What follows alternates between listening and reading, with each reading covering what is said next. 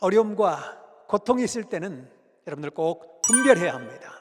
이 환난의 때와 환경에 처한 것인지, 등산할 때 어려운 코스를 잠깐 겪는 것과 같은 것인지 분별하고 잘 대처해야 합니다. 내가 너와 함께하니 믿음을 굳게 지켜라라는 주제로 말씀하겠습니다. 사람이 하나님을 잘 믿고 또 신앙생활을 잘 하다가도 어려워지게 되는 때가 있는데요, 그때는 바로 어려움, 고통, 또 환난, 핍박을 겪을 때입니다. 그러나 사람이 인생을 살다 보면 어려움을 겪지 않을 수가 없죠. 오늘은 이와 같은 고통의 때를 어떻게 지혜롭게 극복할 수 있는지를 말씀하겠습니다. 또한 이 어려움을 왜 겪게 되는지, 또 그 원인은 무엇인지를 말씀해 주면서 다시는 고통의 환경에 처하지 않을 수 있게 근본의 답을 얻는 귀한 말씀이 될 것입니다. 오늘도 그 어디서도 들을 수 없는 하나님의 말씀을 통해서 인생의 지혜를 얻고 또 나아가서 하나님의 뜻을 이루는 여러분 모두가 되기를 간절히 소망합니다.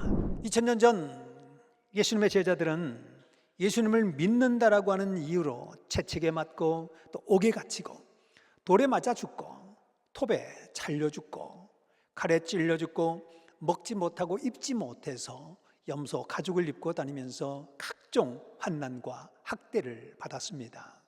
거처를 떠나 광야와 산중으로 또 굴로 도망하며 유리하며 살았음에도 그 믿음이 절대적이었습니다. 어떻게 그것이 가능할까요? 하나님이 당장 눈앞에 보이지 않아도 절대 너와 함께 해주시고 나를 잡아준다라고 하는 것을 확실히 알았기 때문입니다. 또한 예수님을 통한 하나님의 역사를 분명하게 깨달았기 때문입니다.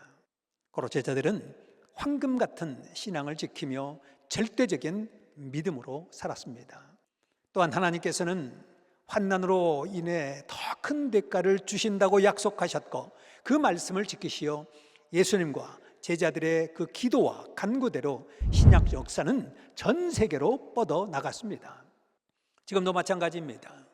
하나님은 지금까지 자기라는 열매를 거두려고 희망으로 퇴비하여 주신 것처럼 더 큰 축복을 주시려고 더 많은 퇴비를 준비하고 계십니다.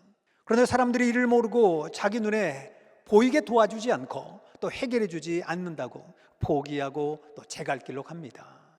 또 하나님께서는 환난의 기간 동안 어려움을 겪으며 저마다 어떻게 하나를 보십니다.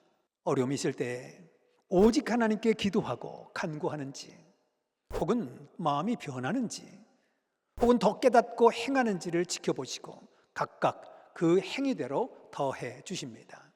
어떤 고통과 어려움은 그것을 통해 하나님의 무한한 축복의 길로 가게 되니 그 길로 가게 그냥 두기도 하십니다. 그 길 끝에 하나님을 만나고 천국을 가게 됩니다.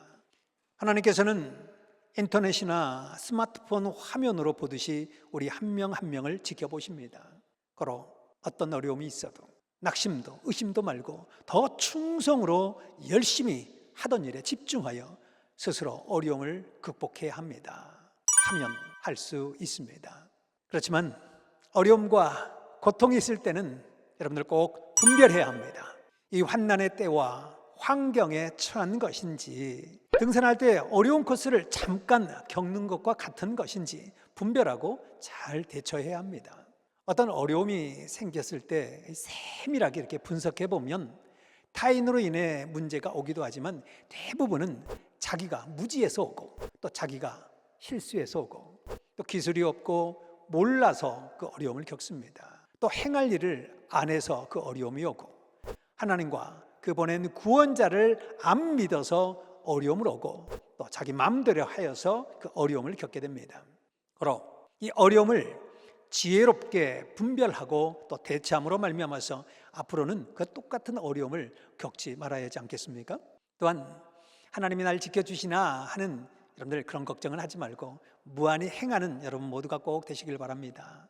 하나님은 우리 한 사람 한 사람에게 자기라는 이 지구 세상을 각자 하나씩 만들어 주셨습니다. 그러 우리는 모두 하나님이 주신 것을 최고로 쓰고 살아야 하는 것입니다. 자기를 귀히 여기고 행해야 잘 됩니다. 나를 제대로 다스리는 이 주권자가 되어야 다른 자도 올바르게 다스립니다. 자기를 잘 다스려 하나님의 뜻으로 성공시키는 것이 최고의 성공입니다. 각자 육으로 육의 세상에서 열심히 이루고 여러분들 살아보시기 바랍니다. 얻고 또 누리고 기뻐하며 사니 지상 천국이다 할 것입니다. 육이 제대로 행해서 육의 천국만 이루고 살아도 그렇게 좋은데 또 여러분의 영이 온전히 행해서 영의 천국을 이루면 얼마나 좋겠습니까? 절대 하나님, 성령, 주를 사랑하며 살아보기 바랍니다. 하기 전에는 하면 얼마나 좋은지 또 안 하면 얼마나 나쁜지를 모릅니다. 해서 얻어본 자만 압니다. 한 자들은 얼마나 좋은지 알고 또 합니다. 고로 하기 전에는 가르쳐주지를 않습니다. 행해서 얻은 자만 알기에 행한 자끼리만 통합니다. 천국에 꼭 가보시길 바라겠습니다. 아무나 갈 수 있는 곳은 아니지요. 그러나 천국은 절대로 존재합니다. 그러나 천국에 가서 살아보기 전에는 모릅니다.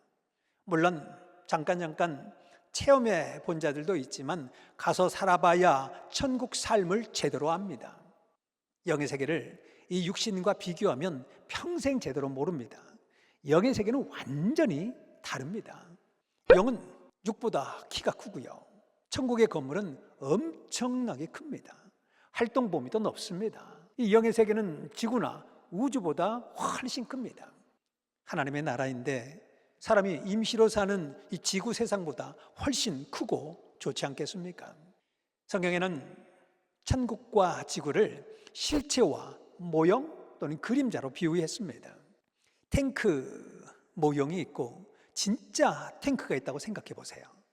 모양은 비슷할 수 있지만 크기도 다르고 기능도 완전히 다릅니다. 나의 진짜 손과 이 손의 그림자와 비교하면 형체는 비슷하지만 완전히 다르죠. 천국과 지구가 그와 같습니다. 천국에 비하면 이 세상의 삶은 일생 전체가 하루와 같습니다. 또한 한 번 사용하는 이 종이컵과 같습니다.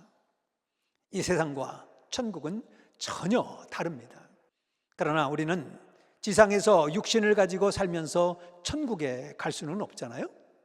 그래서 예수님께서 말씀하시길 천국은 네 마음에 있다고도 하셨습니다. 이를 좀 더 자세히 말씀해 보겠습니다. 천국은 마음에도 그리고 환경에도 육에도 있습니다. 육이 지상에서 하나님과 함께 천국의 삶을 살면 영도 육의 행실을 따라 같이 행하여 영의 세계에서 천국의 삶을 삽니다. 육이 천국 영의 나라에 못 가봐도 이 세상에서 주와 같이 하나님을 믿고 사니 육은 지상에서 영은 영의 세계에서 천국의 삶을 산다는 것입니다. 이렇게 육의 세상을 통해서 천국 영의 세계를 아는 것입니다. 이를 알지 못하면 있는데도 없다고 생각하고 못 누리고 사는 자가 됩니다. 마지막으로 아주 흥미로운 우주의 비밀 한 가지 더 말씀하도록 하겠습니다. 모두가 너무 알고 싶은데 알지 못하는 바로 그 비밀, 창조자 하나님 외에는 누구도 대답할 수 없는 문제가 있습니다. 여러분, 우주에 이 지구와 같은 생명체가 사는 곳이 또 있을까요? 아니면 없을까요? 또 외계인이 실제로 존재할까요? 아니면 존재하지 않을까요? 모르는 자들은 우주의 많은 별 중에 설마 생명체가 존재하는 것이 지구 단 하나밖에 없을까? 하면서 엄청난 돈과 인력을 들여가면서 찾고 있습니다. 그러나 하나님께서는 없다 하셨습니다. 이것을 이치적으로 설명해 주겠습니다. 우주를 축소해서 사람으로 보겠습니다.